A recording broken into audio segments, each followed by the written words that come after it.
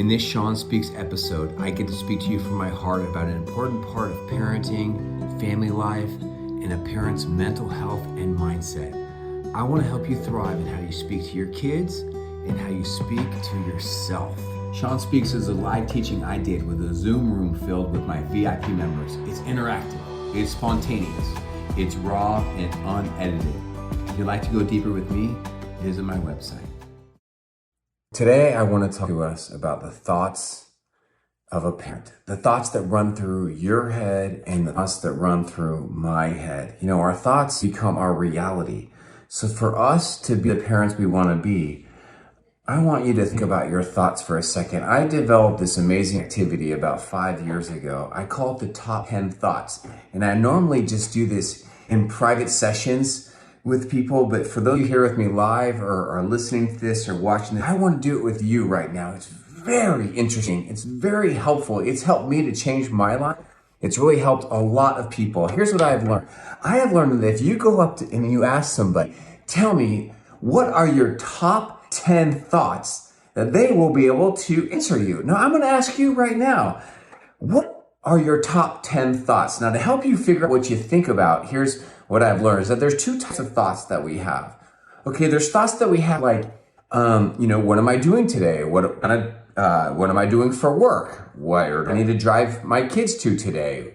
What am I going to cook tonight? What am I going to have for dinner? When we have these thoughts, they don't really move us emotionally. They don't move the emotional dial. They're just regular thoughts, right? These are thoughts that we use to kind of take care of our responsibilities, to function and to go through our lives. Like for me, one of my top 10 thoughts in life is, what am I going to have for dinner? I don't really eat a lot during the day, and sometimes I often don't eat anything.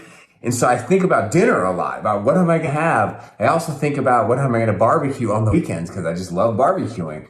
I also think about what am I going to do with my family, on weekends, because I just love the weekends. So when I think these thoughts, they don't really make me, emotional or think like that. Now there's a second type of thought that you and I have. Now I want you to think deeply about your thoughts. Think about your thoughts.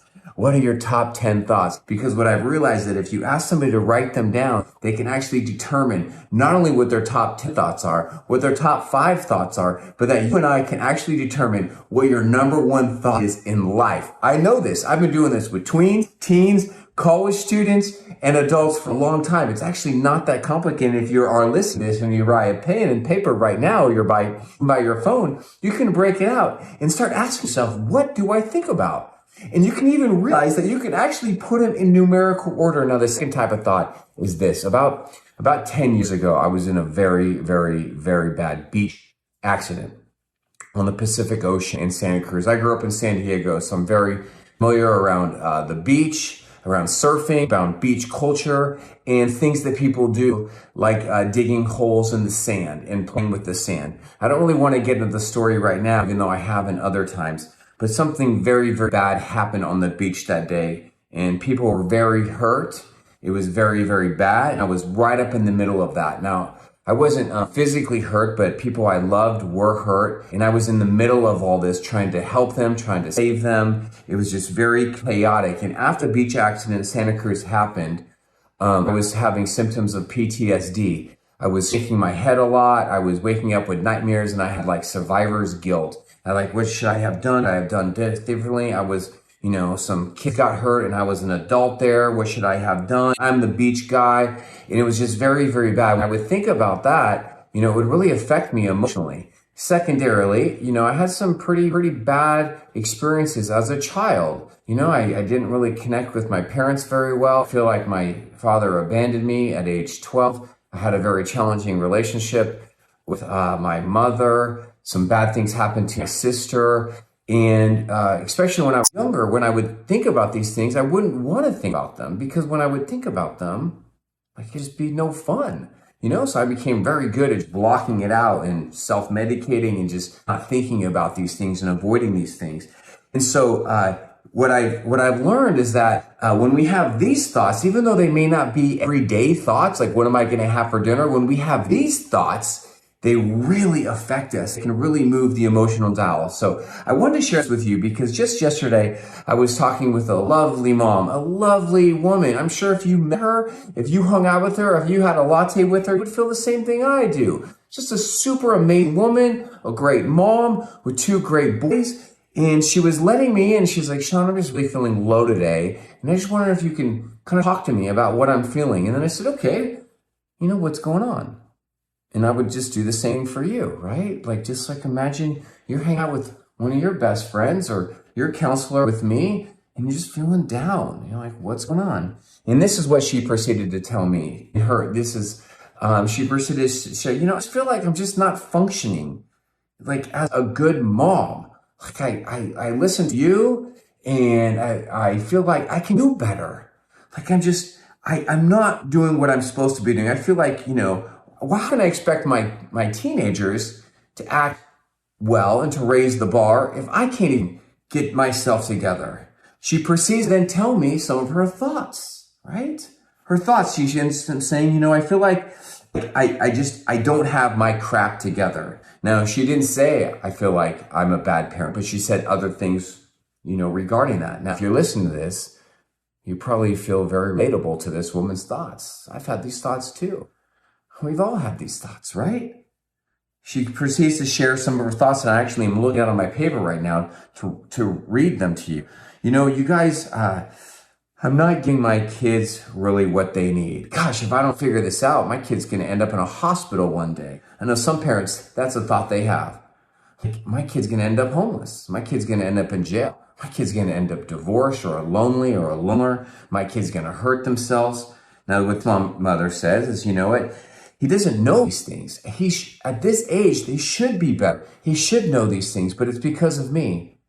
I haven't taught him. I failed him.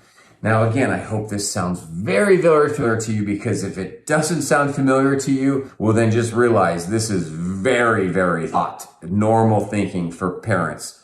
For parents, whether you're a husband or a wife. Here's some more thoughts that people have. Now, I know what people are thinking because they've been telling me. They're telling me what their thoughts are, and because I've been listening to them in my little space and marketplace field, but then also I have them do these activities. And I think I'm going to write a book on one day, because I've just actually started writing it down about what people think. It's super interesting what people think about. Here's a common thing that people think about is, this kid's going to kill me, or this kid's driving me nuts. Did you know that is a common thing that regular parents like me and you think about? And some people, they have it in their top 10. Some people have it in their top 5. Some people have this in their top 5. I need a drink. I need a drink. Some people have this in their top 5. I need something to eat right now. I need something sugary or sweet. I need some candy. Some people think about this a lot. Gosh, I just need to clean something right now. Other people think, oh my gosh, when do I get back to work? Man, I used to have a sports addiction. I did. I was addicted to the Oakland Raiders. People don't talk about that, dude. I was straight up addicted to sports in my 20s, man. Thinking about girls, nobody's got time for that. Thinking about anything else? I was just thinking about sports and playing my video games all day long and hanging out with my homeboys. That's what I was thinking about. Seriously, I realized after I got married, man, I think if I'm going to be happily married, a good dad, I got to figure out what the hell is going on with me in sports. I mean, fantasy football, Madden football, thinking about sports, reading sports. That's an addiction nobody talks about. I need to freaking do a podcast episode about that. But you know what? How many listeners that would get? It'd be about 5. No one's going to be listening to that. It's like a sacred cow. You do not go on sports. NFL, the church used to own Sunday. Now the whole NFL owns the whole day of the week. Isn't that crazy? Some people, now I'm going to be really vulnerable with you right now. Okay, don't hold this against me. I have some really, really healthy thoughts when it comes to marriage. And I've learned that I have some really, really negative thoughts. And one of the thoughts that I struggle with is sometimes I have this thought and it sounds something like this in my head. Gosh, I'm the only one who cares here. I'm just doing it all. I'm just only one showing care. This is just a one-sided relationship. I care for her and she cares for the kids. This is just the way it is. And see, now I want you to ask yourself as you think about your top 10 thoughts. Now, there's a few ways you can decipher these. Here's one way that you can decipher these. Is this a healthy thought for you to dwell on or unhealthy? Is that a healthy thought for you to dwell on or unhealthy? Now, because if you're doing this, one way you can even do this is you can go through every single one of those thoughts. You can put a positive or a negative next to it. Here's another way of deciphering your thoughts. Is this true or is this false? Right? Because let me just break down some of these things. I'm a bad parent. Is that true or false? Because feelings are not facts. Feelings are not facts. Feelings are not facts. Me thinking this is a one-sided relationship, that is just a feeling. That's not a fact, and it's not true. Here's another way of thinking about your thoughts. You decipher them and you analyze your own thoughts. And if you want more help with this, well, book a call with me and I'll walk you through your thoughts. Because if you think about your actions, this is so deep. I do like so much teaching. I'm so into this. Our actions are results of our emotions. If we cry, it's because we feel some type of grief or sadness. If we're yelling or raging, it's because emotionally we feel overwhelmed or we feel unheard or we feel powerless. But then our body keeps the count. So if you feel anxious, if we're struggling with anxiety, it's because we feel anxious and then it shows up in our body. Like I get anxious sometimes, but I don't normally feel it in my body. While other people, they feel it in their neck, in their jaw, in their stomach. So you feel anxiety without feeling it in your body. But where does our feelings come from? Well, our feelings comes from our thoughts. If you're watching a funny movie, you're thinking about funny things. So then you feel humorous and jolliness in your emotions. So then your body reflects it. So if we want to be good parents with good behavior, how do we do that? Well, we got to go to the source code, which is actually our thoughts. Some people say something that's not scientifically true. They say you have to control your emotions. We actually can't control our emotions. That's false teaching. We manage our emotions.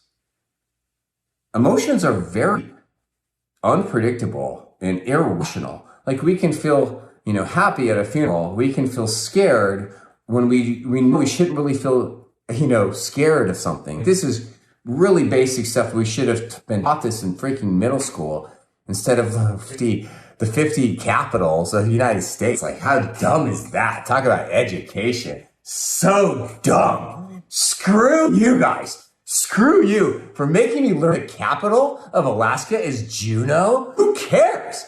I do not care what the capital of Idaho is. Is it Boise? I don't give an F. And I don't care. It's so stupid. Why did they make us do that stupid stuff? They should have taught us this. So dumb. So dumb. So dumb.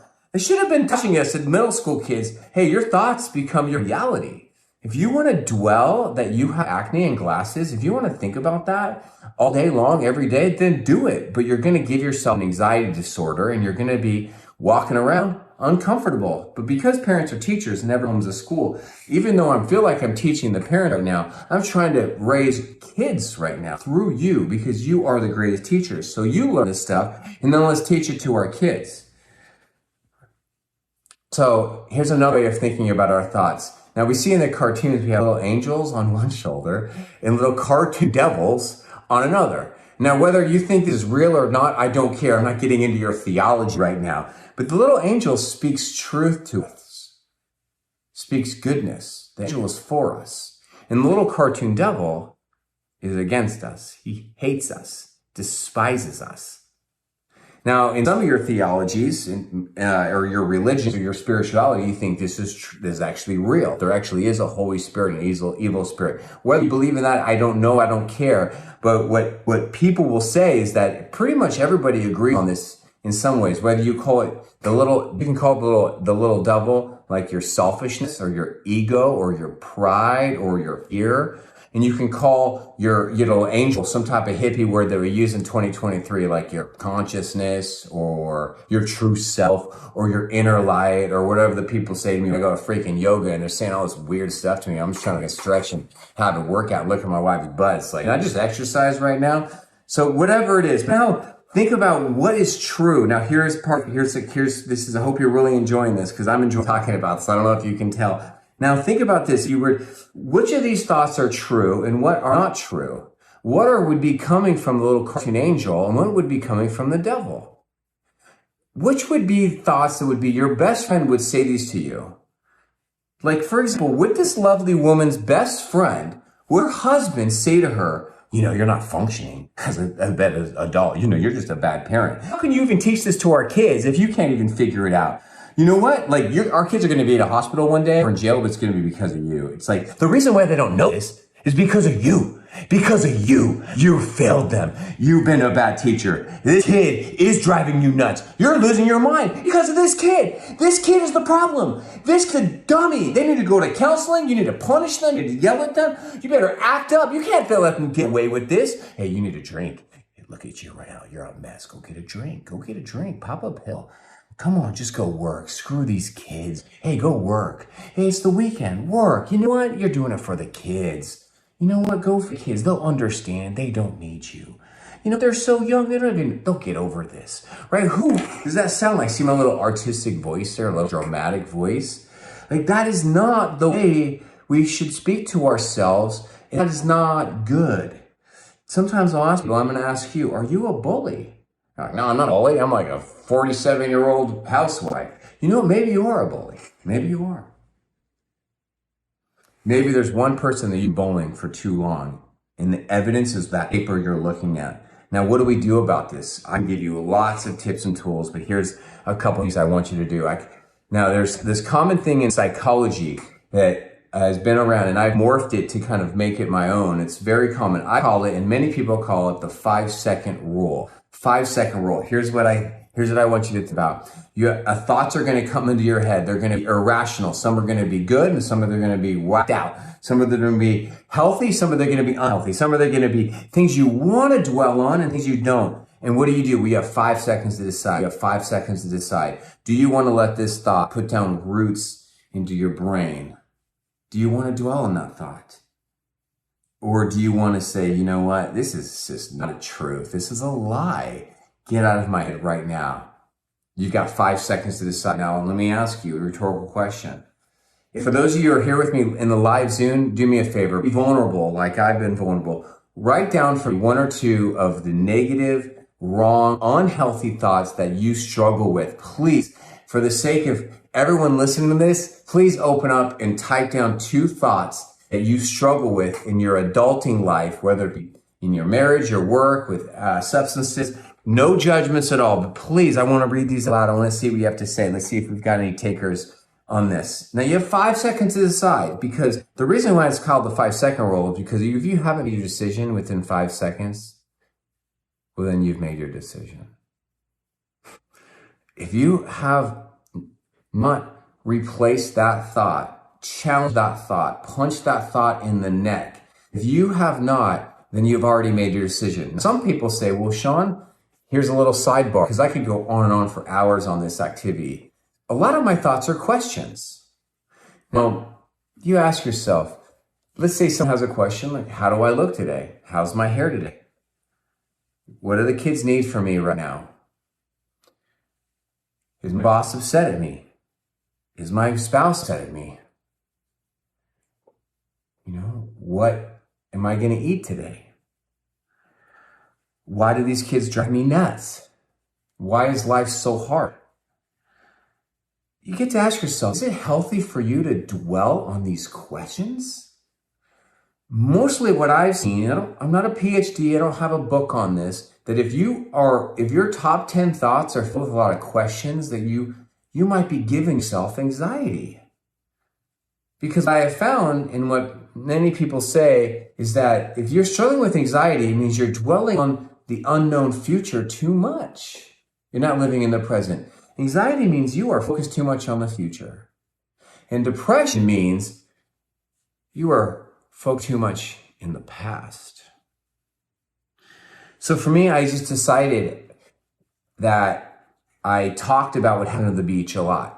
I talked to my friends, I talked to the people that were involved, I talked to the kids and teenagers that were involved, I talked to my wife. And I talked. And then as time continued, it became easier for me to talk about. The nightmares went away, the survivor's guilt went away, and then now I can talk about it like a matter of fact. It would happen to me, it was very bad. But I can talk about it in a way that I don't cry, I don't break down, because I feel healing. I've been healed, emotionally healed, over what happened to me that day. I talk about some of the traumatic events of my childhood, very openly, without crying, without whining, without blame, without victim mentality. Because I've accepted those, I've gone through the stages of grief, and there's healing. Now, there's still sensitive spots on my body sometimes, and my mind, sensitive to the touch, as you can tell, just from how my tone might change when I talk about these things. But this is what I've done. I've determined I'm not going to let these thoughts determine my reality. Our thoughts become our reality. So do you want to become an anxious, worrisome parent? Well, then you know what to do. You want to be a parent full of gratitude and joy and thankfulness. You know what to do. Manage your thoughts so they do not manage you. Maybe those thoughts of gratitude or positivity or healthy thoughts, maybe they need to move from number like 7 and number 10 and number 13 up to number 1, 2, and 3. What is your number one thought in life? What is your number one thought in life? That'll tell you a lot about who you are. In fact, if we had more time, I could read a whole list of people's thoughts to you right now. I could ask you, what do you think this person's like? What do you think they're like? Are they happy? Are they sad? Do they have healthy relationships? What's their relationship with screens, with food? And then you would probably be able to accurately describe this person. Why? Because our thoughts become our reality. We wrap up that. Here's a couple of things. We have a few volunteers. Okay. And the first one I'm not trying to laugh, but the way that she wrote it is kind of comical. I'm sorry if I'm laughing. I don't know if this is disrespectful to laugh, but you did type it.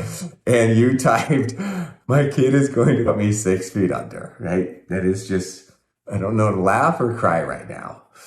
Number 2 thought that this lovely mom shared is, where did I go wrong, right? Is that the type of thoughts that your best friend would say to you, your loving spouse? Is that how the angel would talk to you? I don't think so, right? It would say like, this kid's gonna put you, that shame, that fear. That's a dark thought. That's a mean thought. Where did I go wrong?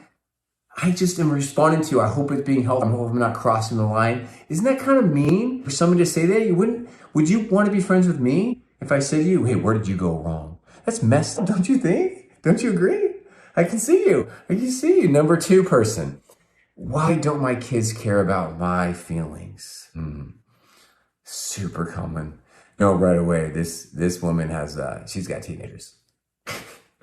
Trying to make light on some of these thoughts. Why do the stupid little things bother me so much? So see, those are 2 questions. See that person? Why? See, tell me, can you see the dangers of these questions, everybody? Can you see the dangers? It just create our minds in these cycles. I'll read 1 or 2 more. It's like these circular events when we keep asking ourselves questions that there'll never be an answer to it. I'll read 2 more. Okay, this mom writes, why is parenting so hard? Why does it not feel intuitive to me? Another thought she's sharing, thank you for your vulnerability, everybody. We're all connecting with you. We all feel this. Another thought is, I'm getting too close to other people. Getting too close to other people is painful. I'm going to mess it up. Oh, that's super powerful thought. This fear of getting too close to people. And then lastly, here's a dad sharing. Is my son focused on school, or is he just wasting his time with games and his phone? Oh, wow, that's interesting. Yeah, it's got to be a super common top 10 thought for a lot of parents.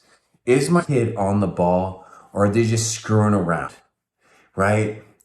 Think about how good that thought can be, but also think about how destructive that thought can be. We can obsess over that thought. We end up in fear, parenting in fear. We let that thought, run amok in our minds. Here's another thought from this same dad. Am I living up to my expectations at work? Am I working hard enough? Yeah, that is definitely a thought that people that work definitely have, right? So here's the thing. You are the judge. You are the jury. You be the judge. You be the judge what your top 10 is. And here is the last powerful thought. This is I'm so into what I'm about to say. If you think about your thoughts, healthy and unhealthy, positive, unpositive, what we want to dwell on is true thinking. not positive thinking. What's true? Because what's true is that this mom is a high functioning mom. She is a great mom. That's true. So dwell on what's true in your lives. Now, as you think about how do I replace these negative thoughts with true thoughts?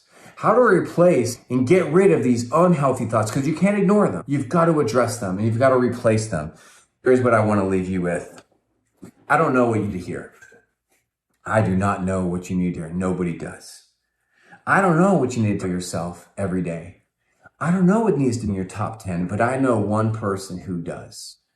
I know one person who knows exactly what you need to hear. I know one person who knows exactly what you need to tell yourself. And who is that person, everybody?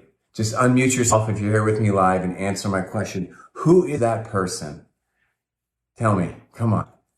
Use the group chat to tell me. I want to hear someone's voice. Ourselves. Yeah. What do you mean by that? That's correct.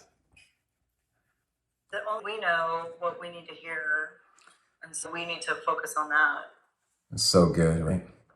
Can you tell me one or two things you need to tell yourself? Mom, what do you need to tell yourself today and every day? True, good, lovely things. I guess I'm a good mom. Yeah. And I love my children, and I want what's best for them. Yeah. Tell us more. What else do you tell yourself? Anything else? Those are good, love, true thoughts. You are a good mom. Parent, and if you're with somebody, a spouse, tell me, what do you need to tell yourself? B-roll. Hey, Sean, it's Ruby over here. Hey, Ruby, talk to us. Can you hear me? Yes. I tend to tell myself more often, I'm doing the best I can. I'm the best I can as a parent. No parent's perfect. I don't have a guide about how to be a perfect parent, and I'm just doing the best I can. The key thing is love. I love them, and I'm doing the best I can. I love it. I love your words. You're speaking kindness and grace and gentleness into yourself, and you're focusing on love. So good. So good. So good. Parents, thank you for letting me be a positive voice in your life. I love you and I love your family. If you're sick and tired of those same painful patterns in your parenting or the same painful bad behaviors in your kids, then what are you waiting for? Join me in my VIP membership. I'd love to speak with you and give you the specific tools that you need.